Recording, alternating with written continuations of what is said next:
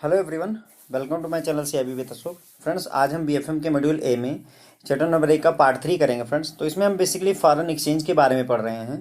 तो इस लेक्चर में हम फ्रेंड्स क्या क्या जानेंगे, जो फॉरेक्स कोट होते हैं उनको रीड कैसे करते हैं, राउंड डेसिमल में राउंडिंग ऑफ कैसे की जाती है कोटेशंस की, वैल्यू डेट का कॉन्सेप्ट समझेंगे, फॉरेक्स में आर्बिट्रेज क्या होता है ये जानेंगे, डायरेक्ट कोट और indirect quote, bid rate, offer rate, fix rate, floating rate, इन सारी बातों के बारे में हम फ्रेंड्स जानेंगे इस लेक्चर में। ठीक है, तो उससे पहले कुछ कॉन्सेप्ट समझ लेते हैं फ्रेंड। देखिए, पहला टीटी जो शब्द आपको यहाँ यूज होता रहेगा वो है TT, telegraphic transfer. Telegraphic transfer क्या होता है फ्रेंड्स?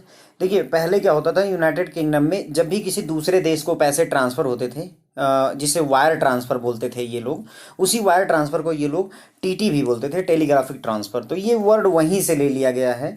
टेलीग्राफिक ट्रांसफर का जो वर्ड है वो यूके से एक तरीके से आया हुआ है, और हम फॉरेक्स में इसका अच्छा खासा यूज करते हैं। आगे चल करके हम टीटी बाइंग, टीटी सेलिंग, ये सारी चीज़ें समझेंगे। ओके, एमटी मनी ट्रांसफ़र के लिए यूज होता है। माइट भी कि कभी ज़रूरत पड़ जाए कि क्वेश्चन लगाते समय कि एमटी हुआ है तो मतलब मनी ट्रांसफ़र हो जाएगा। ओके, फिर पिछले लेक्चर में हमने ये चीज़ देखी थी कि फॉरवर्ड रेट जो होता है फ्रेंड्स आपका, वो स्पॉट रेट में अगर करेंसी प्रीमियम पर है तो क्या करते हैं, और अगर करेंसी डिस्काउंट पर है तो क्या करते हैं, बताइए।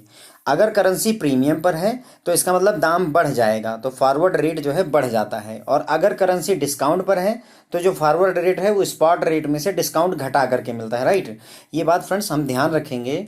जैसे देखिए, कभी भी कोई भी चीज़ है, जैसे मान लीजिए कोई चीज़ 400 की है, ठीक है, उस पर किसी ने कहा कि मैं आपको 50 रुपये का डिस्काउंट दूंगा, तो डिस्काउंट हम क्या करेंगे, घटाएंगे ही, तो सब्सट्रैक्ट करेंगे ना, तभी वो 350 की मिलेगी। तो उसी तरीके से अगर फॉरवर्ड रेट में बात डिस्काउंट की हो रही है तो स्पॉट रेट में से डिस्काउंट को घटा दीजिए। अब अगर डिस्काउंट घट रहा है तो इसका मतलब प्रीमियम जो है जुड़ेगा, स्पॉट रेट में प्रीमियम हम जोड़ देंगे। ये मैं फ्रेंड्स आपको याद रखने का तरीका बता रहा हूँ। ओके, आगे चल करके फ्रेंड्स हमें नॉस्ट्रो अकाउंट, बॉस्ट्रो अकाउंट और ये सारे अकाउंट्स की ज़रूरत पड़ेगी, तो इसलिए मैंने सोचा कि एक बार आपको ये डिटेल में बता देता हूँ। देखिए फ्रेंड, नॉस्ट्रो अकाउंट क्या होता है, इसका जो बेसिकली कॉन्सेप्ट है वो ये है कि आवर अकाउंट विथ यू होता है। ठीक है, अगर कोई भारत का बैंक है, कोई बैंक इंडिया में है, जैसे मान लीजिए पंजाब नेशनल बैंक इंडिया में है और ये इसने अपना खाता बैंक ऑफ अमेरिका में खुलवा लिया और उसी की करेंसी में खुलवा लिया, उस देश की करेंसी में, डॉलर में खुलवा लिया। पंजाब नेशनल बैंक का अकाउंट है, खुला हुआ है बैंक ऑफ अमेरिका में, डॉलर में, तो इसे फ्रेंड्स हम नॉस्ट्रो अकाउंट कहते हैं। ओके, नॉस्ट्रो अकाउंट क्या हो गया, आवर अकाउंट यानी हमारा अकाउंट, पीएनबी का अकाउंट। आवर अकाउंट मतलब पीएनबी का अकाउंट, विथ यू मतलब bank of America, bank of England, या विदेश में कोई भी, किसी भी देश में जो अकाउंट खुल जाए। ओके, तो होता है नॉस्ट्रो अकाउंट का मतलब होता है आवर अकाउंट विथ यू, हमारा अकाउंट आपके साथ। जैसे पीएनबी का अकाउंट बैंक ऑफ अमेरिका के साथ अगर डॉलर में खुले तो उसे नॉस्ट्रो अकाउंट कहते हैं। अब जैसे हमारी ज़रूरत है विदेश में खाता खोलने की, वैसे विदेशी बैंकों की भी ज़रूरत होती है हमारे देश में खाता खोलने के लिए। अब मान लीजिए कि बैंक ऑफ अमेरिका ने, है ना, बैंक ऑफ अमेरिका ने पीएनबी में खाता अपना आकर के खुलवा लिया। ओके, अब यहाँ खुलवाएगा तो रुपए में खुलवाएगा। तो अगर बैंक ऑफ अमेरिका अपना खाता पीएनबी में खुलवा ले इंडिया में, तो उसे हम फ्रेंड्स वोस्ट्रो अकाउंट कहते हैं। क्या कहते हैं, वोस्ट्रो अकाउंट कहते हैं। इसका मतलब होता है योर अकाउंट विथ अस, मतलब योर अकाउंट, आपका अकाउंट हमारे साथ, अस का मतलब पीएनबी होगा या जो भी बैंक हो। Your account with us, your मतलब दूसरा बैंक, बैंक ऑफ इंग्लैंड या बैंक ऑफ अमेरिका। ओके, तो अगर बैंक ऑफ इंग्लैंड पीएनबी के साथ अकाउंट खुलवाता है रुपए में तो उसे हम वोस्ट्रो अकाउंट कहते हैं फ्रेंड्स। ओके, इसी तरीके से लोरो अकाउंट होता है फ्रेंड्स। लोरो अकाउंट का कॉन्सेप्ट तब आएगा जब हम इन्वॉल्व ही ना हो। दियर अकाउंट विद देम, उनका अकाउंट उनके साथ, मतलब कहने का बैंक ऑफ अमेरिका ने अपना अकाउंट बैंक ऑफ इंग्लैंड के साथ जब खोल दिया, हम कहीं इन्वॉल्व ही नहीं हुए। दियर अकाउंट विथ देम, है ना, इसके पहले क्या हो रहा था, our account with you, your account with us हो रहा था। ओके, तो ऐसे अकाउंट को लोरो अकाउंट कहेंगे। तो अगर यहां पर पीएनबी ले लिया और यहां पर मैंने ले लिया मान लीजिए बैंक ऑफ इंग्लैंड, अब मान लीजिए पीएनबी का अकाउंट बैंक ऑफ इंग्लैंड में है, तो इसका मतलब ये हुआ कि आवर अकाउंट विथ यू, तो ये नॉस्ट्रो अकाउंट होता है friends. Okay, nostro account, okay, याद रखेंगे। और अगर जो है इधर पीएनबी ले लीजिए, इधर बैंक ऑफ अमेरिका ले लीजिए। अब बैंक ऑफ अमेरिका वाले पीएनबी में आकर के खाता खुलवा लिए रुपए में, है ना, तो इसे हम क्या कहेंगे, देयर अकाउंट विथ अस, तो इसे हम वोस्ट्रो, VOSTRO, वोस्ट्रो अकाउंट बोलेंगे। और अगर जो है bank of America, bank of England के साथ, या bank of England bank of America के साथ खाता खुलवा ले, तो फ्रेंड्स इसे हम लोरो अकाउंट कहते हैं। ओके, ये आगे चल करके हमें यूज होगा, इसलिए मैंने आपको बता दिया। ओके, अब आगे बढ़ते हैं। परसेंट, फ्रेंड्स हमें पता है परसेंट यानी प्रति 100, हर 100 पे कितना, 100 में कितना। जैसे आपने कहा 60%, इसका मतलब हर 100 रुपए में से 60 रुपए, राइट। या आपने कहा कि जो है 20%, तो मतलब 100, हर 100 में 20। ओके, तो ये परसेंट होता है। उसी तरीके से ये फॉरेक्स में पर मिली भी यूज होता है फ्रेंड्स। ओके, पर मिली, पर मिली का क्या कॉन्सेप्ट होता है? परसेंट का मतलब होता है 100, परसेंट का मतलब होता है 100, और पर मिली का मतलब होता है 1000, यानी हजार में कितना। तो अगर मैं कहूं कि 6 मिली, फॉर एग्जाम्पल 6 मिली मैंने कहा, तो इसका मतलब हुआ 1000 रुपए अगर हैं तो 6 रुपए। अगर मैंने कहा 20 मिली, 20 मिली, तो इसका मतलब ये हुआ 1000 में से 20। ओके, तो ये याद रखिएगा, ऑब्जेक्टिव क्वेश्चन में ये पूछा जाता है फ्रेंड्स कभी कभार कि पर मिली का क्या मतलब होता है। तो 1000 पार्ट में से 1000 में से कितने पार्ट हैं वो पर मिली होता है, और 100 में से कितने पार्ट हैं वो फ्रेंड्स हमें परसेंट होता है। ये हमें ऑलरेडी पता है, तो परसेंट में कोई कंफ्यूजन नहीं है। पर मिली का ऐसे याद रखिएगा, परसेंट 100 होता है, उससे एक शून्य ज्यादा कर लीजिए, पर 1000 जो होगा तो उसे पर मिली हम कह देंगे। ओके, ठीक है। अब फ्रेंड्स आगे बढ़ेंगे और हम समझेंगे कि फॉरेन एक्सचेंज की लैंग्वेज में जब कोटेशन की जाती है, कोट किया जाता है रेट को, तो उसको समझते कैसे हैं। How to read quoted rate. आप किसी ब्रांच में जाते हैं और उनसे आपने कहा कि ऐसा करो कि आप मुझे जो है ना डॉलर का जो है रेट कोट कर दो, तो वो आपको कोट करके ये दे देते हैं। बोल दिया उन्होंने कि USD/INR इक्वल टू है ₹68.10/11, ऐसे बोल दिया उन्होंने। अब आप इसको क्या समझोगे, क्या समझना होता है, डिसाइफर कैसे करते हैं, वो मैं बताता हूं। पहली बात, इसका मतलब ये होता है कि एक जो ये फ्रेंड्स 68.10/11, पहले तो ये कॉन्सेप्ट आप अच्छे से समझ लीजिए। /11 का क्या मतलब होता है? ये जो लास्ट की 2 डिजिट हैं उन्हीं की जगह पे ये नहीं रखनी होती है। कहने का मतलब ये हुआ कि अगर 68.10/11 है तो हम क्या करेंगे, एक रेट तो 68.10 तो है ही, ये तो मुझे आंखों के सामने दिख ही रहा है। मैं क्या करूंगा, यहाँ लास्ट की 2 डिजिट इन लास्ट की 2 डिजिट से रिप्लेस कर दूंगा, तो ये 68.11 हो जाएगा। तो अगर हम इस रेट को पढ़ें तो यहाँ 2 रेट दिए हैं बेसिकली फ्रेंड्स। यहाँ पर क्या है फ्रेंड्स, आपको 2 रेट दिए हुए हैं, 68.10 और 68.11। ओके, पहली बात तो हमें ये समझ लेनी होती है, ये बाद में बाइंग और सेलिंग के कॉन्सेप्ट में यूज होगा, लेकिन ये है कि अभी आपको ये समझ लेना जरूरी है। प्लस USD/INR का क्या कॉन्सेप्ट है ये भी समझ लीजिए। USD अगर पहले लिखा है, इसका मतलब ये हुआ कि USD एक रहेगी और INR में इतने लगेंगे, ये बात ध्यान रखिए। अगर लिखा है USD/INR, इसका मतलब ये हुआ कि USD एक लेंगे हम, एक USD बराबर INR कितना, तो ये देखिए यहाँ लिखा हुआ है 68.10 होगा या तो 68.11 होगा। ये बात क्लियर हो गई हमें। अगर इसी जगह पर फ्रेंड्स INR और /USD लिखा होता मान लेते, और ये बराबर 0.01 लिखा होता मान लेते हैं, तो इसका मतलब हुआ कि एक INR है ना, एक INR बराबर 0.01 USD के होगा। ओके, ये समझने वाली बात है फ्रेंड्स। यहाँ पर एक और एग्जांपल देख लीजिए, आपका और क्लियर हो जाएगा। USD/JPY, इसका मतलब जो रेट है वो यूनाइटेड स्टेट डॉलर और जापानीज येन के बीच में रेट कोट किया गया है, यानी डॉलर और जापानीज येन के बीच में क्या रेट चला हुआ है उसकी चर्चा की गई है। अब यहाँ USD पहले लिखा है तो मैंने ये समझ लिया कि USD जो है मेरा एक रहेगा, उसके बदले में बराबर में इधर देखिए, यहाँ पर यदि यहाँ JPY ना भी लिखा हो, मान लेते आपको रेट कोट किया गया ऐसे कि USD/JPY बराबर 116.50 और 116.60, तो इसका मतलब हुआ कि एक USD बराबर देखिए कितने JPY के, 116.50 JPY के, या 116 पॉइंट, अब ये देखिए यहाँ 60 है तो मैं क्या करूंगा 50 की जगह 60 एक बार रख दूंगा, 60 JPY के होगा। ये 2 रेट निकल कर आते हैं फ्रेंड्स, यानी एक United state dollar 116.50 Japanese yen के बराबर है, या 116.60 जापानीज येन के बराबर है। ओके फ्रेंड्स, तो नाउ आई होप कि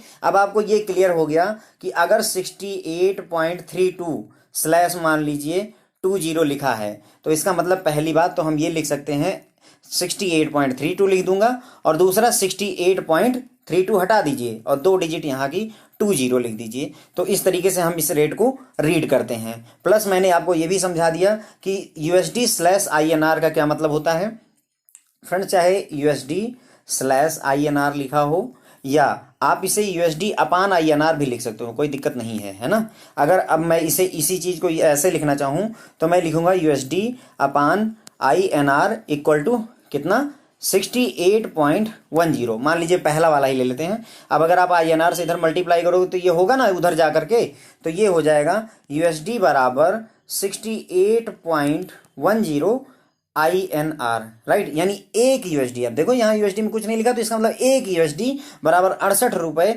10 पैसे के है। INR का मतलब इंडियन रुपए होता है फ्रेंड्स, ये रुपए ही है। ओके, नाउ आई होप कि इसी तरीके से यहाँ भी ये भी अब आपको क्लियर हो गया कि अगर मैं इसे लिखना चाहूँ तो मैं लिख दूंगा USD/JPY, जापानीज येन है, ये अमेरिकन डॉलर है, इक्वल टू मैं ये वाला रेट अगर ले लेता हूँ तो 116.60 लिखूंगा, राइट। मैं 50 हटाऊंगा, उसके बदले में 60 लिख दूंगा। अब जापानीज येन को अगर आप इधर मल्टीप्लाई करोगे तो USD बराबर 116.60 जापानीज येन के, राइट। जापानीज येन मैंने लिख दिया।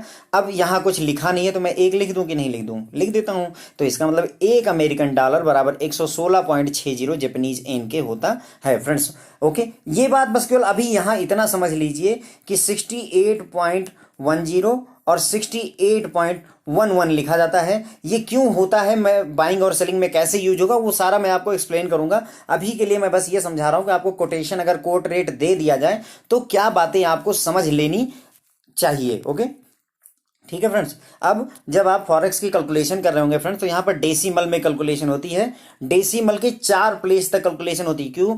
क्योंकि फ्रेंड्स होता क्या है कि जैसे अभी यहाँ पर देखिए USD बराबर 68 रुपये 68.9315, राइट। कुछ देर बाद जो प्राइस हो गया मान लीजिए डॉलर का 9325, तो आप देख रहे हैं कि यहाँ 15 और यहाँ 25 इतना मार्जिनल चेंज होता है कि मतलब अगर आप इसे डेसिमल के 4 प्लेस तक नहीं लोगे तो डिफरेंस अब आपको बेनिफिट नहीं मिलेगा। इसीलिए जो फॉरेक्स में कैलकुलेशन होती है वो डेसिमल के 4 प्लेसेस तक की जाती है ताकि बेनिफिट मिल पाए, है ना। क्योंकि इतना माइनर सा फ्लक्चुएशन भी प्रॉफिट दे देता है जो फॉरेक्स में डील करते हैं। इसे फ्रेंड्स जो है कई बार ये भी कहा जाता है कि नियरेस्ट जो है 0.25 पैसे के करो, नियरेस्ट 0.25 पैसा। ध्यान रखिएगा 25 पैसा तो वैसे ही आपका डेसिमल होता है, लेकिन ये 0.25 पैसा कह रहे हैं, मतलब डेसिमल के 4 प्लेस की बात हो रही है। अब जैसे ये एग्जाम्पल दिया हुआ है कि एक जो है अमेरिकन डॉलर बराबर है 68.9315 के। अब आप फ्रेंड्स यहाँ कहोगे कि आपने यहाँ तो समझाया कि स्लैश में लिखा होता है। भाई स्लैश में भी लिखा होता है, कई बार नहीं भी लिखा होता है, इससे कोई नुकसान नहीं है। यदि मैं इतना भी लिख देता हूँ तो इससे कोई दिक्कत नहीं है। जब आप बाइंग सेलिंग पढ़ोगे तो वहां पर दोनों रेट की जरूरत पड़ेगी। अगर बाइंग सेलिंग नहीं पढ़ रहे हो तो सिंपल, जैसे मैंने कहा कि डॉलर, आप गए बोले कि डॉलर कितने का है, मैंने बोला कि 60 रुपए का है, तो मैंने एक ही प्राइस तो आपको बताया, मैंने ये थोड़ी बता दिया कि आपको 60 स्लैश जो है आपका मान लीजिए 0.10, ऐसा थोड़ी बोला, है ना। तो ये चीज है, दोनों रेट कोट कर सकते हैं, चाहे साथ साथ दोनों कर दीजिए चाहे अलग कर दीजिए। तो यहां पर सिर्फ एक रेट कोट किया गया है। ओके, अब इसको आपको राउंड ऑफ करना है तो हम फ्रेंड्स ध्यान रखेंगे 68.9315 दिया हुआ है, ठीक है। हम राउंड ऑफ जो करते हैं, पहली बात लास्ट की सिर्फ 2 डिजिट का करते हैं। पहली ध्यान रखने वाली बात है कि 68.9315 है तो हम लास्ट की जो 2 डिजिट है, 4 डिजिट है डेसिमल में, लेकिन हम लास्ट की 2 ही राउंड ऑफ करते हैं। और प्लस जो राउंडिंग ऑफ होती है फ्रेंड्स वह या तो 00 या तो 25 या तो 50 और या तो 75 ऐसे होती है, राइट। ठीक है, समझ गए।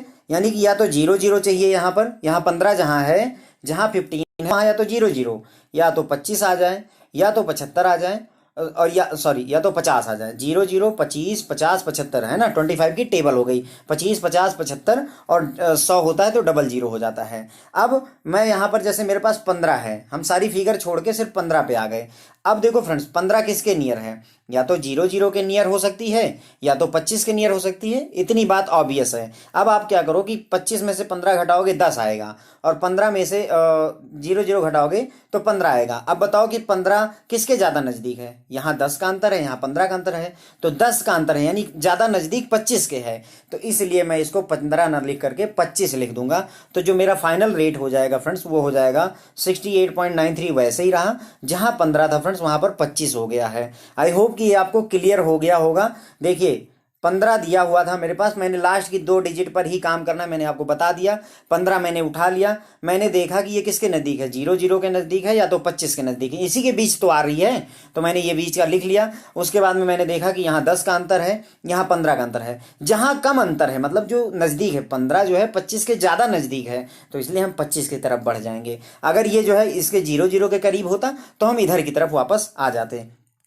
एक और एग्जाम्पल देखिए, 50.23 दिया हुआ है आपको, 50.2339, इसको राउंड ऑफ करना है तो ऑब्वियसली हमें इस चीज़ को देखने की जरूरत नहीं है। मैं सिर्फ 39 पर गया, ओके 39 पर जब मैं जाऊंगा तो अब मैं क्या करूंगा, 39 देखिए किसके किसके बीच आएगा, 39 ऑब्वियसली 25 और आपका 50 के बीच आएगा। अब आप इसे सब्सट्रैक्ट करके देख लीजिए, जब आप यहाँ से यहाँ घटाएंगे तो आपका 11 आ जाएगा, और जब यहाँ से यहाँ घटाएंगे तो ये आ जाएगा 14। ठीक है, अब 11 नज़दीक है कि 14 नज़दीक है, तो 11 नज़दीक है फ्रेंड्स, तो हम 50 की तरफ बढ़ जाएंगे। तो यहाँ जहाँ 39 लिखा है वहाँ 50 लिख देंगे तो आपका नया रेट आ जाएगा। ओके, अब इसी तरीके से इसको करना है। लास्ट की 2 डिजिट आप उठा लीजिए, अब आपको समझ में आ गया होगा। मैं लास्ट की 2 डिजिट 88 मैंने उठा लिया, मैंने देखा ये 75 के करीब है या तो 100 है ना, क्योंकि 75 और 100 के बीच में 88 है, इसीलिए 75 और 100 लिखा है। अब यहाँ जब आप सब्सट्रैक्ट करोगे तो आई थिंक इधर आ जाएगा आपका 12 और इधर की तरफ हो जाएगा आई थिंक 13। तो मैं देख रहा हूँ कि इधर की तरफ 13 हो रहा है, इधर की तरफ 12 हो रहा है, तो मैं इधर की तरफ चला जाऊँ क्योंकि ये नज़दीक है, तो मैं 100 की तरफ जाऊँगा। इसका 100 की तरफ जाने का मतलब हुआ मुझे 0 0 लेना पड़ेगा फ्रेंड्स। ओके, अब 88 की जगह जब आप 0 0 लोगे तो इसका मतलब अगली डिजिट एक बढ़ जाएगी। देखिए क्योंकि अब ये 100 हो चुका है, आपने 88 को बढ़ा करके 100 कर दिया, पर हम 100 लिखेंगे नहीं, केवल 2 0 लिखेंगे, और ये जो एक एक्स्ट्रा आया इसको अगली डिजिट में ऐड कर देंगे, तो 52 की जगह पे अब ये 53 हो जाएगा। Okay friends, I hope now you got the idea. 52.88 था, राइट। फिर से देख लीजिए ये वाला एग्जांपल, 52, ये लास्ट की 4 डिजिट ले रहा हूँ फ्रेंड्स, 5288 था। मैंने देखा कि ये जो है 100 के करीब है 88, तो मैंने इसे 100 कर दिया। लेकिन जब मैंने 100 किया तो मैं 100 नहीं लिखूंगा, मैंने बताया आपको या तो 0 0 या तो 25 या तो 50 या तो 75 लिखूंगा। अब मैंने 0 0 तो लिख दिया, लेकिन जो 100 में से एक बचा मेरा वो मैंने इसमें जोड़ दिया उठा करके, तो ये 52 का उठ करके 53 हो गया आपका, और ये आपका राउंडिंग ऑफ कंप्लीट होती है फ्रेंड्स। ओके, तो आपको जब आप क्वेश्चन लगाओगे तो वहां पर ये राउंडिंग ऑफ के क्वेश्चन आपको मिलेंगे। तो आई होप कि अब आपको ये क्लियर हो जाएगा। अगर अभी भी नहीं क्लियर होगा फ्रेंड्स तो एक बार वीडियो दोबारा देख लीजिएगा, आपको सब कुछ क्लियर हो जाएगा। ओके, अब वैल्यू डेट का कॉन्सेप्ट हमने पहले भी देख लिया फ्रेंड्स, कि जिस डेट को सेटलमेंट होती है उसे ही हम वैल्यू डेट कहते हैं। तो यहाँ पर थोड़ा सा थ्योरेटिकली और जान लेना जरूरी है। ये this term is use to define the date on which the payment of fund or an entry of an account become actually effective. तो वैल्यू डेट वो डेट होती है फ्रेंड्स जब जो है किसी फंड का पेमेंट इफेक्टिव होता है, या तो जो अकाउंट की एंट्री है वो इफेक्टिव हो जाती है, तो फ्रेंड्स उसे हम वैल्यू डेट कहते हैं। अब 2 केसेस होते हैं, एक अगर जो है in case of payment on TT यानी टेलीग्राफिक ट्रांसफर के केस में जो वैल्यू डेट होती है वो दोनों सेंटर पर सेम होती है। कहने का मतलब ये हुआ, एक सेंटर यहाँ पर है, एक इंडिया में है और एक यूएसए में है मान लेते हैं, ठीक है। अब यहाँ से पैसे यहाँ को फॉरेक्स ट्रांसफर होना है, तो जब टीटी का केस यानी टेलीग्राफिक ट्रांसफर का केस होता है तो क्या होगा कि जो पेमेंट है वो यहाँ से $800 मान लीजिए चलते हैं, तो यहाँ $800 तुरंत ही इमीडिएटली पहुंच जाते हैं, यानी सेम डेट में ही सेटलमेंट हो जाती है। तो उस केस में जो वैल्यू डेट होती है वो दोनों जगहों पर सेम होती है। ओके, कहने का मतलब ये होगा कि पेमेंट जो है respective currency in each centre take place on same day, तो कोई गेन या लॉस नहीं होता है। मतलब कहने का यहाँ $800 जो है पेमेंट हुई और इसके पैरेलल में इंडिया में जो है जितने भी रुपए देने थे उसकी पेमेंट हो गई, तो जो आपका इंपोर्टर या एक्सपोर्टर है उसको कोई गेन या लॉस नहीं हुआ। किस केस में? जब उसने टीटी किया, टेलीग्राफिक ट्रांसफर किया। लेकिन अगर ऐसा ना हो, टाइम लैग हो जाए, receipt of fund eight one centre and payment of fund another centre. अब क्या हुआ, यहाँ पर आपने यूएस से $800 रिलीज कर दिए, लेकिन इंडिया में जो पेमेंट होनी थी वो उस दिन नहीं हुई, उसके अगले दिन हुई। तो अब देखिए, जिसको ये पैसे इंडिया में मिलने थे उसको नुकसान हो गया। अब जो वो नुकसान होता है फ्रेंड्स, उस नुकसान की भरपाई इंटरेस्ट दे करके की जाती है। इंटरेस्ट देना पड़ता है हमें, ताकि उसके उस नुकसान की भरपाई हो सके, क्योंकि उसका जो मतलब अगर $800 के बदले में रुपए उसको यहाँ आज ही मिल गए होते, टीटी यानी टेलीग्राफिक ट्रांसफर टाइप का कॉन्सेप्ट हो गया होता, तो उसको कोई लॉस नहीं था। लेकिन $800 आज चले और मान लेते हैं 5 दिन बाद उसको रुपए मिले, तो अब उसका वो $800 5 दिन तक फंसे रहे ना उसके, तो उस 5 दिन के लिए उसको हमें इंटरेस्ट देना पड़ता है। या जो यहाँ से पैसे सेंड कर रहा है जो पर्सन, उसकी जिम्मेदारी होगी कि वो उसको इंटरेस्ट दे करके उस पार्टी को जो है सेटल मतलब अपना केस सेटल करे। ओके, तो if there is a time lag between, time lag है मतलब कि फंड रिसीव हुआ एक सेंटर में उसमें, और दूसरे सेंटर से फंड ट्रांसफर होने के बीच में अगर जो है टाइम लैग है, समय पर नहीं हो पाता है, तो कंपनसेशन देनी पड़ती है, पार्टी को पे की जाती है और इंटरेस्ट के रूप में ये दी जाती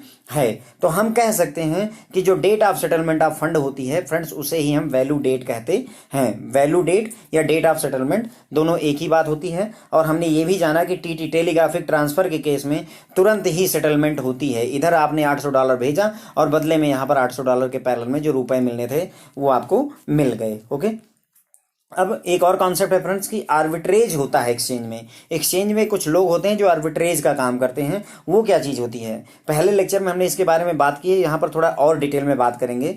फॉरेक्स में आर्बिट्रेज जो है consist of purchase of one currency, जैसे एक करेंसी डॉलर खरीदी यूरो के बदले में। ओके, फॉरेक्स में क्या हुआ, आर्बिट्रेज किसे कहेंगे, एक करेंसी खरीदी डॉलर यूरो के बदले में, और बदले में ही, यानी कहने का मतलब ये हुआ, इसको अगर सरलतम भाषा में समझने की कोशिश की जाए, मैंने क्या किया कि यूरो था मेरे पास में, ठीक है, यूरो मान लीजिए 200 यूरो था, उसके बदले में मैंने डॉलर खरीदा। मान लेते हैं कि मुझे जो है $20 मिल गए, फॉर एग्जांपल बता रहा हूँ, या मान लीजिए $30 मिल गए।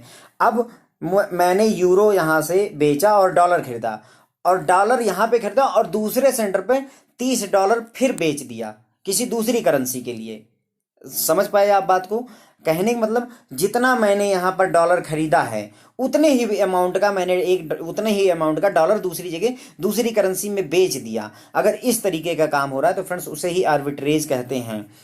ठीक है, आर्बिट्रेज इसे ही कहते हैं।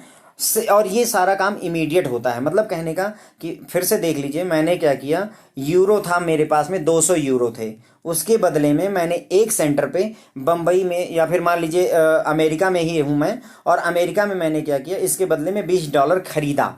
ये मैंने यूरो बेचा यानी सेल किया, और ये मैंने डॉलर बाई किया। ओके, अब ये हुआ काम कहाँ पे, यूएस में। ठीक है, और सेम अमाउंट का मेरा एक एजेंट है, उसने क्या किया, $20 यहाँ पर बेच करके आईएनआर खरीद लिया। जितने जितने डॉलर मैंने खरीदे उतने ही डॉलर मैंने फिर तुरंत ही एक दूसरे सेंटर से, मान लीजिए ये इंग्लैंड में ये काम हुआ या इंडिया में ये काम हुआ, उतना ही जो है डॉलर मैंने दूसरी जगह दूसरी करेंसी में बेच दिया। तो ये जो काम हो रहा है इसे ही फ्रेंड्स हम आर्बिट्रेज कहते हैं। और इसमें फ़ायदा हो जाता है क्योंकि जो प्राइस में थोड़ा सा जो फ्लक्चुएशन होता है उस बात का फ़ायदा उठाने की कोशिश की जाती है कि जितना डॉलर खरीदो उतना ही डॉलर दूसरी जगह बेच दो। एक जगह डॉलर उतना ही खरीदा, दूसरी जगह उतना ही डॉलर बेच दिया, तो उसे ही फ्रेंड्स हम आर्बिट्रेज कहते हैं।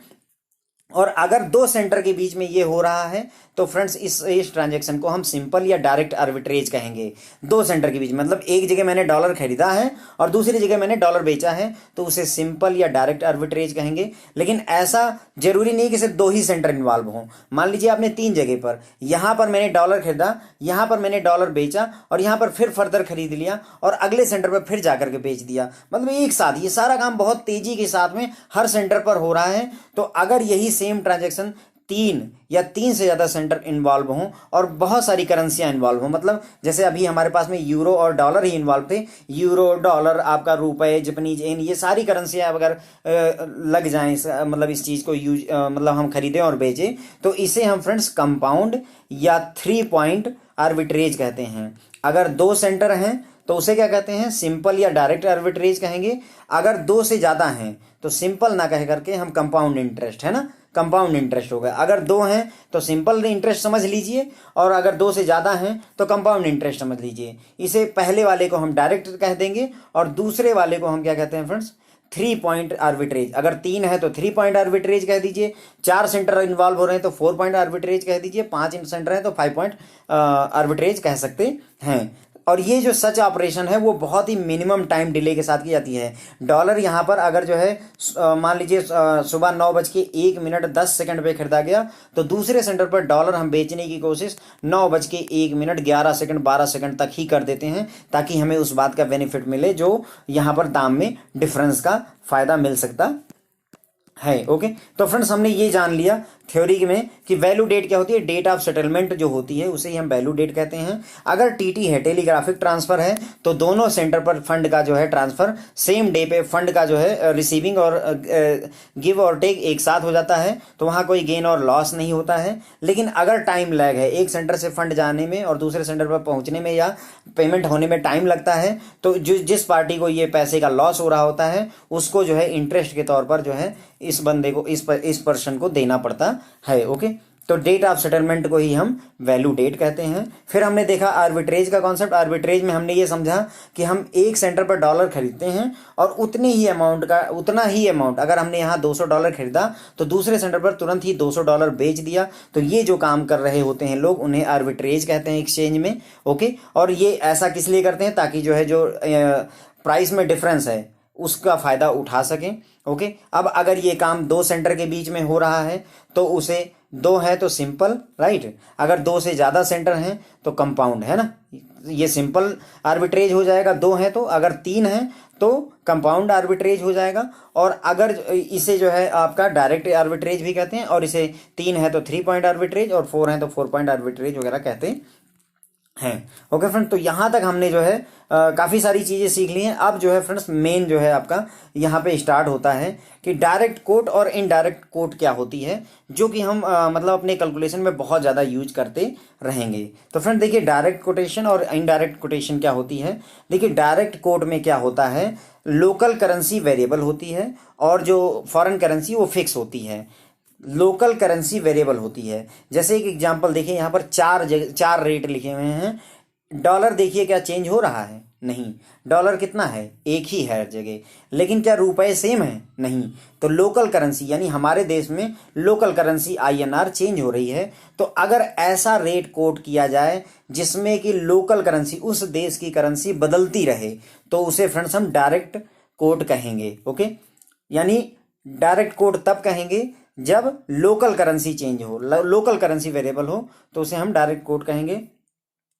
The rate are called direct rate, क्योंकि ऐसा क्यों कहते हैं, क्योंकि rupee cost of foreign currency known directly, क्योंकि फॉरेन करेंसी का रुपए में कितनी कॉस्ट है ये हमें डायरेक्टली पता होता है, इसीलिए इसे डायरेक्ट कोट कहते हैं। ओके, डायरेक्ट कोट क्यों कहते हैं, क्योंकि फॉरेन करेंसी का इंडियन रुपए में प्राइस क्या है ये हमें डायरेक्टली पता है। सीधे सीधे किसी ने पूछा आपसे $1 का दाम क्या है, आपने कहा 60 रुपए, तो उसे डायरेक्ट पता चल गया कि नहीं पता चल गया कि जो है $1 की कीमत कितनी है। तो इसीलिए डायरेक्ट पता चलने की वजह से इसे डायरेक्ट हम कोट कहते हैं। ओके, इसे 2 और नाम से भी बुलाते हैं, इसे होम करेंसी या प्राइस कोटेशन भी कह देते हैं। ओके, और इनडायरेक्ट कोड में क्या होगा फ्रेंड्स, अब देखिए जस्ट उल्टा। डायरेक्ट कोड में क्या फिक्स था, फॉरेन करेंसी फिक्स थी और लोकल अपना रुपया जो है वेरिएबल था। अब इसी का उल्टा कर दीजिए, डॉलर वेरिएबल कर दीजिए और रुपए फिक्स कर दीजिए, तो ये इनडायरेक्ट कोट है।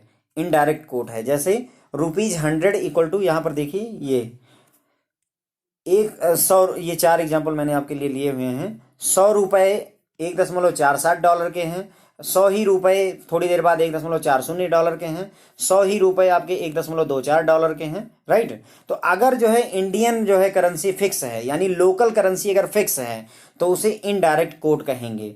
अब अगर ये रेट आपके सामने लिखा है, एक बात का आप जवाब दीजिए, मैं पूछूं आपसे $1 कितने का है, मैं पूछ रहा हूं कि $1 यानी विदेशी करेंसी कितने की है, क्या आप बता सकते हो? अभी मैं नहीं बता सकता, देखिए, क्योंकि मेरे आंखों के सामने ही ऐसा, भाई $1 यहां पर कहीं लिखा हुआ है नहीं। मैं आपसे यहां पूछूं $1 कितने का है, आपने ये वाला रेट देखा, बोला ₹71.20 का है, आंसर आ गया, इसका मतलब हुआ कि आपने डायरेक्ट कोट यूज कर ली है, ये डायरेक्ट कोट है। लेकिन अब यहां पर मैं आपसे पूछता हूँ कि $1 कितने का है, विदेशी करेंसी $1 कितने की है, आपसे आप आंसर नहीं बता सकते। क्यों? क्योंकि आपको तो ये पता है कि 100 रुपए में इतने डॉलर आते हैं, पर $1 कितने में आता है अब आपको ये पता करना पड़ेगा। इसका मतलब ये इनडायरेक्ट है, ये डायरेक्ट बात नहीं हो रही है। डायरेक्ट बात तो तब होती जब मैं आपसे क्वेश्चन पूछता $1 कितने का है और आप बोल देते सीधे। क्या आप आंसर दे पा रहे हैं यहाँ पर $1 कितने का है? नहीं। इसका मतलब ये इनडायरेक्ट कोट है। ये याद करने का मैं आपको फ्रेंड्स समझाने का तरीका बता रहा हूँ कि ऐसे ध्यान रखेंगे।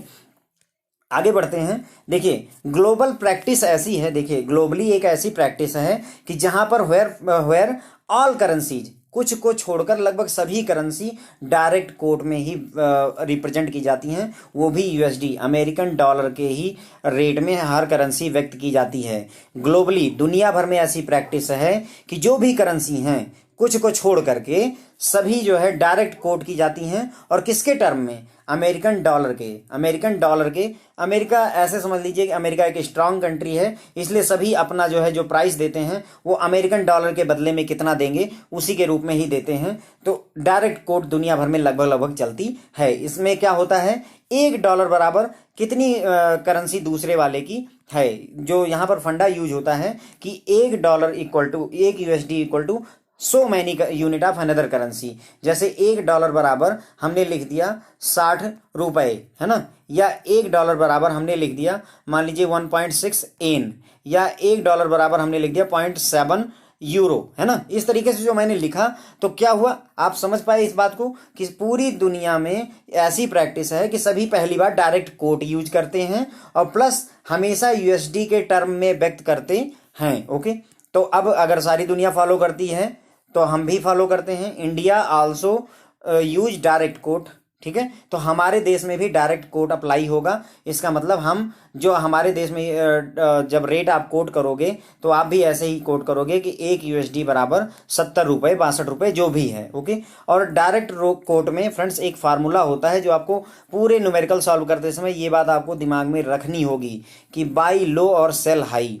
हम हमेशा सस्ते में खरीदेंगे और महंगे में बेचेंगे। और मेरे ख्याल से लाइफ में भी यही कॉन्सेप्ट चलता है। कोई भी चीज़ मैंने खरीदनी है तो मैं कोशिश करूंगा सस्ते में खरीदूं, और जब बेचनी है तो मैं महंगे में बेचना चाहूँगा। मान लीजिए कोई आर्टिकल है 200 रुपए का है तो मेरी कोशिश होगी निगोशिएट करके इसको 150 का खरीद लूँ, क्योंकि मैं बाई कर रहा हूँ। और जब मैं अपनी मान लीजिए मोबाइल बेच रहा हूँ और मुझे लगता है इसका 12,000 मिलना है तो मेरी कोशिश ये रहेगी कि 12,000 ना हो करके अगर ये 14,000 हो जाए, यानी ज़्यादा मिल जाए मुझे ना, तो सेल हाई। यही काम जो है डायरेक्ट कोट में भी होता है फ्रेंड्स कि हम लो बाई करते हैं, खरीदते सस्ते में है और बेचते महंगे में है। ये फार्मूला आपको पूरे फॉरेक्स के लेक्चर को, फॉरेक्स के न्यूमेरिकल सॉल्व करने में यूज होता रहेगा। ओके, अब यहाँ पर ये कहा गया कि ग्लोबली प्रैक्टिस तो है कि हम डायरेक्ट कोट करते हैं यूएसडी के रूप में, ठीक है। यूएसडी को आगे रखते हैं और उसके पैरेलल में कितनी जो है एन कितना वो मिलेगा वो हम करते हैं। लेकिन कुछ कंट्रियां ऐसी हैं जो इस रूल को फॉलो नहीं भी करती हैं, तो वो इनडायरेक्ट कोट भी करती हैं। और ये ऐसा कब होता है, इनडायरेक्ट कोट 4 करेंसी करती है आपकी, great Britain pound, euro, Australian dollar और न्यूजीलैंड डॉलर। यानी अगर हम जैसे अगर मैं आपको कहूँ जापानीज येन, JPY मैंने कहा या INR कहा, तो इसका मतलब ये हुआ कि आप जो है यूएसडी के पैरेलल में ही इसको जो है वो करोगे। यूएसडी पहले रहेगी, जापानीज येन बाद में, यूएसडी पहले रहेगी, INR बाद में। लेकिन ये जो है इनडायरेक्ट कोड के केस में ये बात सही नहीं होती है। वहां इनडायरेक्ट कोड जो करेंसी होती है वहां पर क्या होगा, GBP, यानी 1 GBP बराबर कितना होगा वो बात फिक्स हो जाती है। हर जगह क्या हो रहा था, 1 USD बराबर कितना होगा वो बात फिक्स थी। लेकिन यहाँ पर 1 GBP बराबर, 1 यूरो बराबर, 1 ऑस्ट्रेलियन डॉलर, 1 न्यूजीलैंड डॉलर बराबर कितना होगा वो हम कोट करते हैं। और इनडायरेक्ट ये सारी करेंसी 4 ध्यान रखेंगे, great Britain pound, euro, Australian dollar, New Zealand dollar, ये जो है हमेशा कोट की जाती हैं इनडायरेक्टली, ठीक है। Great Britain pound, euro, Australian dollar, New Zealand dollar, ये इनडायरेक्टली कोट की जाती हैं। और इसमें क्या होता है कि जो है कितनी जो है डॉलर, मतलब कितने डॉलर जो है अमेरिका के मिलेंगे वो वाला कोटेशन की जाती है। कहने मतलब 1 GBP बराबर मान लीजिए $1.2 अमेरिका का, 1 यूरो बराबर, जब हम कोट करेंगे 1 यूरो बराबर $1.23 अमेरिका का, इसी तरीके एक ऑस्ट्रेलियन डॉलर और ये भी, ठीक है। तो अब यहाँ पर कुछ एग्जांपल देखेंगे फ्रेंड्स, और हम यहाँ पर currency rates are quoted as below. आपको दो बातें, आप ये पता करो कि ये डायरेक्ट कोट है कि इनडायरेक्ट कोट है, और आपको ये भी पता करना है कि ये बाइंग रेट है और सेलिंग रेट है, ठीक है। तो बाइंग रेट और सेलिंग रेट के लिए ये बात ध्यान रखेंगे कि बाई लो और सेल हाई करेंगे, और डायरेक्ट कोट के लिए हम सबसे पहले ये देखेंगे क्या अमेरिकन डॉलर सबसे पहले है। अगर सबसे पहले है तो डायरेक्ट कोट हो गई, ओके। अब देखिए एग्जाम्पल, जैसे पहला यूएसडी INR, सबसे पहले क्या है यूएसडी, इसका मतलब ये डायरेक्ट कोट है, राइट। कोई डाउट यहाँ पर नहीं होना चाहिए, ये डायरेक्ट कोट है।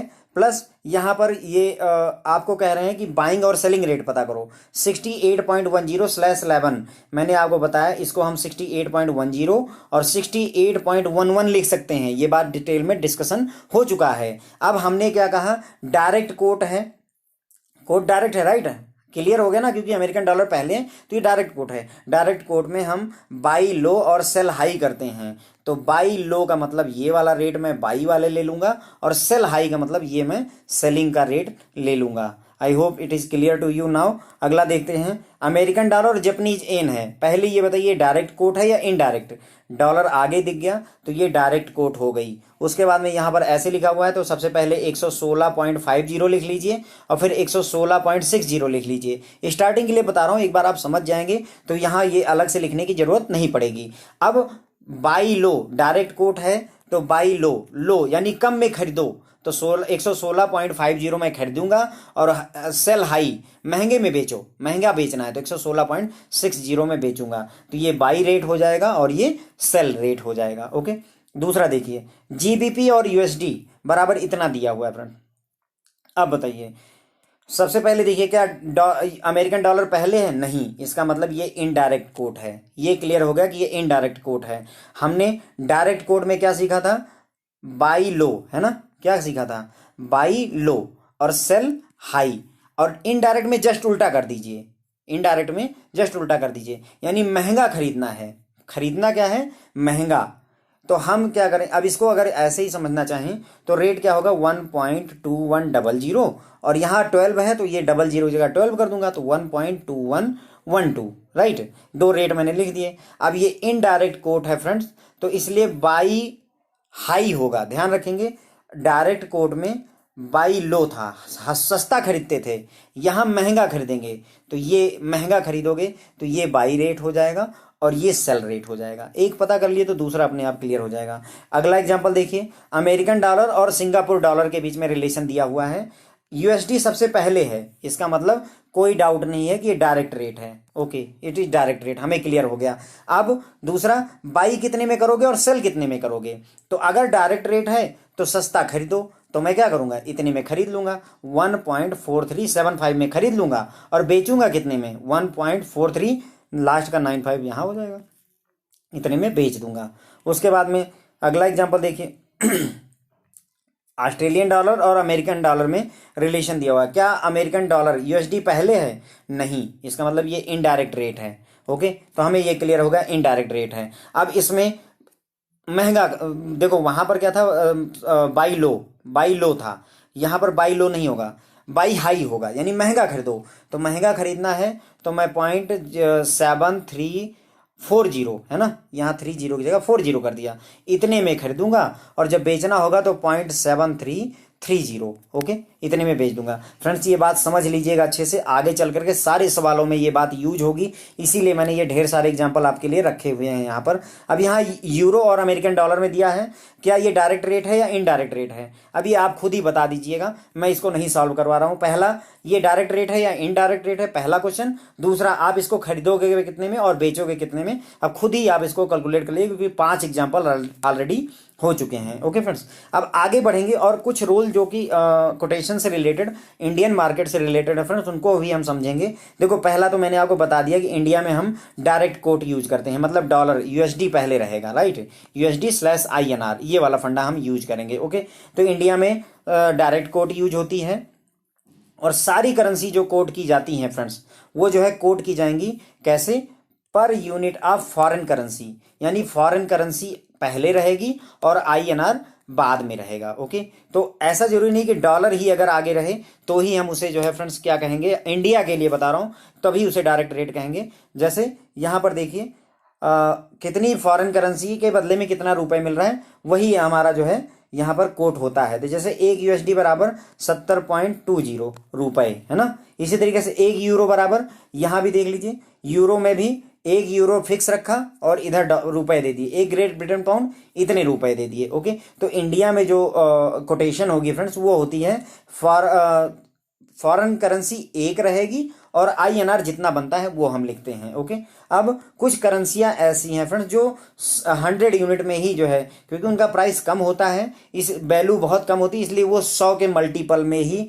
आपको कोट की जाती हैं। जैसे हमने कोट क्या किया था, 1 USD बराबर 60 रुपए, लेकिन इसी जगह पर अगर आपको जापानीज येन करना है तो आप 1 JPY नहीं करोगे, आप क्या करोगे, 100 जापानीज येन बराबर कितने रुपए के हैं, वो ये चीज कह रहे हैं। ओके, तो कुछ करेंसियां हैं जो 100 के मल्टीपल में ही कोट होती हैं। जापानीज येन हो गया, इंडोनेशियन रुपया हो गया और केन्या का जो है शिलिंग हो गया। अगर ये तीनों हैं तो ये 100 के मल्टीपल में ही कोट होते हैं। इसमें कोट कैसे किया जाता है भारत में, 100 जो है यूनिट होगी फॉरेन करेंसी की। जैसे 100 जापानीज येन बराबर 56 रुपए 6 पैसे, 100 शिलिंग केनियन वाले का 42 रुपए 4 पैसे, और 100 रुपया कौन सा आपका, इंडोनेशिया वाला रुपया, H है यहाँ पर पढ़ना, रुपया। तो ये अगर ये 3 करेंसियां हैं, अगर इनको कोड करना है तो हमेशा 100 यूनिट एक इस तरफ रखेंगे और उधर की तरफ में रुपए रखेंगे। अगर डॉलर है, जैसे डॉलर है तो आप लिखोगे 1 USD, अगर यूरो है तो 1 यूरो लिखोगे ना, और पाउंड है तो 1 GBP ग्रेट ब्रिटेन पाउंड लिखते हो। लेकिन अगर उसी जगह पर आपको जापानीज येन लिखना है तो 100 JPY लिखोगे। इसी तरीके से अगर जो है इंडोनेशियन रुपया लिखना है तो 100 रुपया लिखोगे। ओके, ये बात ध्यान रखेंगे फ्रेंड। तो हमने 2 चीजें यहाँ पर अलग नोटिस की अपने देश में, एक तो जापानीज येन हो गया आपका, शिलिंग हो गया, केनिया का शिलिंग हो गया, या इंडोनेशिया का रुपया हो गया, ये हमेशा 100 की क्वांटिटी में कोट किए जाते हैं। और दूसरा हमने एक और सीखा था फ्रेंड्स कि 4 करेंसियां ऐसी हैं जो कि इनडायरेक्टली कोट की जाती हैं, है ना, इनडायरेक्टली कोट की जाती है। कौन कौन सी, Great Britain pound indirectly quote की जाती है, यूरो आपका इनडायरेक्ट कोट किया जाता है, ऑस्ट्रेलियन डॉलर और न्यूजीलैंड डॉलर। इसके अलावा दुनिया की सारी करेंसियां डायरेक्टली कोट की जाती हैं। ओके, तो हमने ये चीज समझ ली कि भारत में जो है डायरेक्ट कोट यूज किया जाता है। दूसरा, हमेशा फॉरेन करेंसी एक रहेगी और इंडियन रुपए जो है बराबर में लिखे जाते हैं। और ये 3 currency Japanese yen, Indonesian rupiah और केनियन शिलिंग जो है 100 यूनिट के मल्टीपल में ही कोट की जाती हैं। तो इनकी कोटेशन जो आपको मिलेगी तो इस टाइप की मिलेगी। ओके फ्रेंड्स, तो अब इसके बाद में एक और कॉन्सेप्ट हम यहाँ पर देखेंगे, बिड रेट और ऑफर रेट क्या होता है फ्रेंड्स। तो देखो, बिड रेट को बाइंग रेट कहते हैं। बिड, अगर मैं जैसे कोई चीज बिक रही है और मैं वहां पर जाकर के बोली लगाऊंगा, बिड, तो बोली मैं क्यों लगा रहा हूं, क्योंकि मैं बाई करना चाहता हूं। कोई घर जो है नीलाम हो रहा है, आप जाकर के वहां बिड कर रहे हो। बिड क्यों कर रहे हो, बाई करने के लिए कर रहे हो भाई। तो बाई करना चाहते हो तो बिड रेट जो होता है फ्रेंड्स वो आपका बाई रेट होता है। और जो ऑफर रेट होता है फ्रेंड्स उसे सेलिंग रेट कहेंगे। बिड रेट, कितने में ऑफर कर रहे हैं आप मुझे अपना मोबाइल, कितने में ऑफर कर रहे हैं, यानी कितने में सेल कर रहे हैं। तो चाहे ऑफर रेट या आस्क रेट कहा जाए, दोनों एक ही बात है। और बाइंग रेट, बिड रेट को बाइंग रेट कहते हैं। क्वेश्चन MCQ में पूछ लेता है फ्रेंड्स कई बार, या न्यूमेरिकल में भी पूछ लेते हैं कि बिड रेट फाइंड करिए। तो बिड रेट कोई नई चीज नहीं है, ये आपका बाइंग रेट हो गया। ऑफर रेट कोई नई चीज नहीं है, ये आपका सेलिंग रेट हो गया। और कहीं कहीं आस्क रेट भी कह देते हैं, तो वो भी सेम ही चीज है। एग्जाम्पल देखिए, एक बैंक ने कोट किया है USD और INR को, ये चीज कोट किया हुआ है। इसका मतलब ये हुआ, अब चूंकि ये हमें ये क्लियर है कि ये डायरेक्टली कोट हुआ है, डायरेक्ट कोटिंग हुई है। उसके बाद में दूसरा हमें ये भी पता है कि हम बाई लो करते हैं, मतलब सस्ता खरीदेंगे, तो ये आपका बिड रेट हो जाएगा। और ये जो है 68 पॉइंट अगर मैं 11 कर दूंगा तो ये आपका सेलिंग रेट या ऑफर रेट या आस्क रेट हो जाएगा। तो 3 बातें एक ही हो जाती हैं, चाहे सेलिंग रेट कहूं, चाहे ऑफर रेट कहूं, चाहे आस्क रेट कहूं, सारी एक ही बात है। और चाहे बिड रेट कहूं या बाइंग रेट कहूं, ये एक ही बात है। ओके, तो यहां पर हम देखेंगे कि ये जो बैंक है फ्रेंड्स, यहां पर देखिएगा, हमेशा ध्यान रखिएगा, जो भी ये कोट आप कर रहे हो ना, ये आप बैंक के प्रोस्पेक्ट से ही करते हो। आप एक बैंक हो या बैंकर हो, उस नजरिए से। कहने का मतलब ये हुआ कि अब मुझे बाई लो करना है, तो मैंने देखा 68.10 और 68.11। ये बैंक के प्रॉस्पेक्ट से हो रहा है, कस्टमर नहीं है आप हैं बैंक, और बैंक को बाई करना है तो बैंक बाई लो करेगा और सेल हाई करेगा। तो बाई लो करेगा, इसका मतलब 68 रुपये 10 पैसे में खरीदेगा और 68 रुपये 11 पैसे में बेचेगा। कौन? बैंक खरीदेगा और बेचेगा। कस्टमर के प्रॉस्पेक्ट से ये बातें नहीं हो रही हैं। एग्जाम्पल नंबर 2 है ग्रेट ब्रिटेन पाउंड और यूएसडी कोट किया गया है। अब यहाँ पर ये प्राइस दिया हुआ है, एक बिड रेट हो जाएगा फ्रेंड्स आपका, और एक जो है आपका आस्क रेट हो जाएगा। ओके, अब एक ये चीज़ जैसे मैंने अभी आपको बताया कि 68.10 में मैं बाई करूंगा और मान लीजिए 68.25 में मैं सेल करूंगा, क्योंकि मैं बाई लो करता हूं और सेल हाई करता हूं ना। $1 को मैं जो है इतने में खरीदूंगा, इतने में बेचूंगा, तो मुझे कितने रुपए का इसमें ये कितने का गैप आया, तो 0.15 का ये जो मार्जिन, मतलब ये 0.15 का ये जो गैप मिला, मुझे बेनिफिट मिला, इसे फ्रेंड्स जो है डीलर का स्प्रेड कहते हैं। स्प्रेड कितना जो है स्प्रेड है, कितना स्प्रेड है, तो 68.10 और 68.25 के बीच में कितना स्प्रेड है, तो 0.15 या 15 पैसे का स्प्रेड है। इसे स्प्रेड कहते हैं, किसका स्प्रेड कहते हैं, किसका? आपका डीलर का स्प्रेड कहते हैं। ओके, लास्ट टॉपिक उठाएंगे, फिक्स और फ्लोटिंग रेट के बारे में पढ़ेंगे और इसी के साथ में फ्रेंड्स ये लेक्चर खत्म होगा। तो फिक्स्ड रेट और फ्लोटिंग रेट क्या होता है? फिक्स रेट जो होता है फ्रेंड्स, वो ऑफिशियल जो मॉनेटरी अथॉरिटी होती है देश की, जैसे आरबीआई हो गया हमारे, या गवर्नमेंट ऑफ इंडिया हो गई, वो जब रेट सेट कर देते हैं कि हाँ $1 बराबर, जैसे मान लीजिए उन्होंने 60 रुपये फिक्स कर दिया, फिक्स रेट। पहले के समय में ये रेट चलता था कि आरबीआई ने सेट कर दिया कि $1 60 रुपये के बराबर है, तो ये फिक्स रेट हो गया, इतने ही रुपए में डॉलर बेचा और खरीदा जाता था। ठीक है, और ये नॉर्मली जो है ये होता क्या था कि मतलब कुछ करेंसियों के साथ में इसको पैक कर दिया था, मतलब कि जैसे इंडिया है तो उसने क्या किया, डॉलर और यूरो को कंसिडर कर लिया और इसी के साथ में कितना ये रेट चला हुआ है, एक अप्रॉक्सीमेशन लगा करके सेलिंग और बाइंग फिक्स रेट पर करते थे कि हाँ हमने डॉलर जो है 60 रुपये में बेचना है और यूरो की बात है तो 100 रुपये में करना है। ये घटता और बढ़ता नहीं था, तो उसे फिक्स रेट कहते थे। लेकिन फ्लोटिंग आया कॉन्सेप्ट। फ्लोटिंग में क्या हुआ कि डिपेंडिंग अपॉन की मनी मतलब सप्लाई और डिमांड कितना है, किसी करेंसी की सप्लाई कितनी है और कितना डिमांड है, उसके बेसिस पर जब रेट डिसाइड होने लगा, एक्सचेंज रेट, कि हाँ अभी $1 का रेट अगर डिमांड ज़्यादा है तो 68 रुपये का है, अगर $1 जो है डिमांड कम हो गई तो 62 रुपये का हो गया। इस तरीके का जब कॉन्सेप्ट आ गया तो फ्रेंड्स उसे हम फ्लोटिंग रेट कह दिए। क्या बोले हम? फ्लोटिंग रेट कह दिया। अब इसमें एक और बात है कि जब फिक्स रेट था, आपका फिक्स रेट था, जैसे आरबीआई ने कह दिया कि $1 जो है 60 रुपये का बेचना है, तो यहाँ पर ये भी था कि जैसे उन्होंने ये कहा कि एग्जैक्ट 60 रुपये नहीं, आप 60 रुपये से लेकर के 60 रुपये 50 पैसे तक भी जो है, मतलब एक लिमिट है, विद इन एक जो है फ्लक्चुएट वैल्यू कर सकती है, लेकिन वो भी अपर और लोअर बैंड के बीच में वैल्यू फ्लक्चुएट कर सकती है। 60 रुपये से 60 रुपये 50 के बीच में फ्लक्चुएट कर सकती है, लेकिन इससे ज़्यादा या कम नहीं हो सकती। और ये कितना फ्लक्चुएट होगी ये बात भी मॉनेटरी अथॉरिटी ही खुद डिसाइड कर देती थी। ठीक है, अब यहाँ पर एक फैक्ट है कि जो वर्ल्ड इकोनॉमी, दुनिया भर की जो इकोनॉमी थी, उन्होंने फ्लोटिंग एक्सचेंज रेट कब से अडॉप्ट किया है, तो 1973 से अडॉप्ट किया है, और हमने 20 साल बाद जो है 1993 में अडॉप्ट किया है। तो दुनिया की जो इकोनॉमी है उन्होंने 1973 में, और इंडिया ने फ्लोटिंग एक्सचेंज रेट में 1993 में कदम रखा है। ओके, तो फिक्स रेट वो होता है जिसमें मॉनेटरी अथॉरिटी या आरबीआई ने कह दिया कि $1 60 रुपये का है, और फ्लोटिंग रेट ये होता है जो डिमांड और सप्लाई के बेसिस पर घटता और बढ़ता रहता है। तो फ्रेंड्स ये हमने फिक्स रेट और फ्लोटिंग रेट समझ लिया। तो काफ़ी सारे कॉन्सेप्ट थे फ्रेंड्स इस लेक्चर में, हमने बहुत सारी बातें सीखी। कोटेशन अगर आपको बैंक वाले लिख करके दे दे तो उसको समझना कैसे है, राउंड ऑफ कैसे करते हैं, direct code, indirect code, bid rate, offer rate, ये सारी बातें हमने इस लेक्चर में सीखी हैं। अगले लेक्चर में फ्रेंड्स हम TT buying rate, TT selling rate, bill buying rate, bill selling rate और क्रॉस रेट, ये सारी बातों के बारे में पढ़ेंगे। ओके फ्रेंड्स, तो थैंक यू सो मच आपको हमारा ये वीडियो देखने के लिए। और फ्रेंड्स जो है मैं आपसे रिक्वेस्ट करूंगा हमारे चैनल को सब्सक्राइब करें और अपने दोस्तों को भी हमारे चैनल के बारे में बताएं। Thank you.